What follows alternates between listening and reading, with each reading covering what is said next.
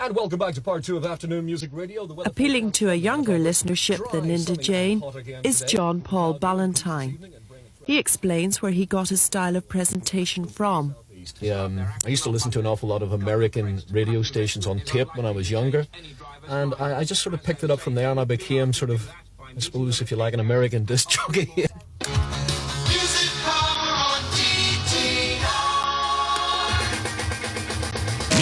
So hot, it's Cool FM 97.4. Coincidentally, the first DJ on air for Downtown 14 years ago was also the first person to broadcast on Cool FM today. As he chatted with new Cool FM DJ Neil McLeod before the station went on air today, John Paul Ballantine, the new head of music and promotions at Cool FM, looks slightly cooler now than he did in 1976. I remember the same things that Neil was going through there this morning. I still have a little bit of them myself, but at least he wasn't sick.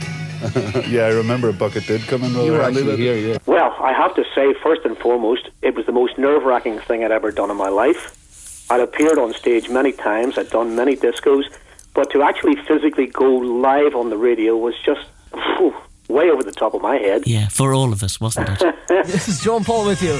Sorry, my tongue's slightly tied up this morning. The excitement's killing me, you know? John Paul! And the first record up in the very first John Paul program from Downtown Radio comes from, of course, Randy Edelman and a song called Concrete and Clay, 11 past 6. You to me.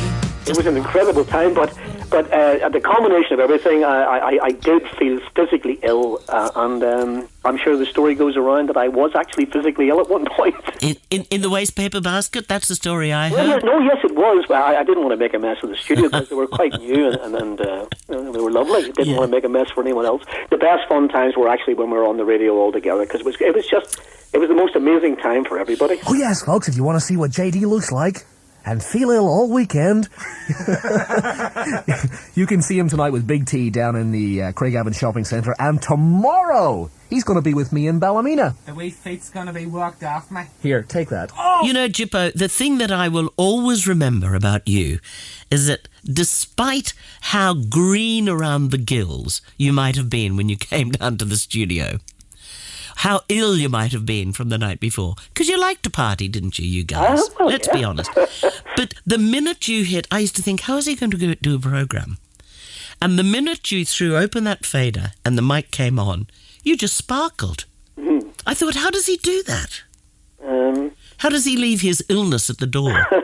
Once you step from the real world into the radio world, yeah, you're linked to the audience. Yeah. And they've got their own problems, yeah, so they don't really want to hear about yours, to be quite frank. Yeah, absolutely.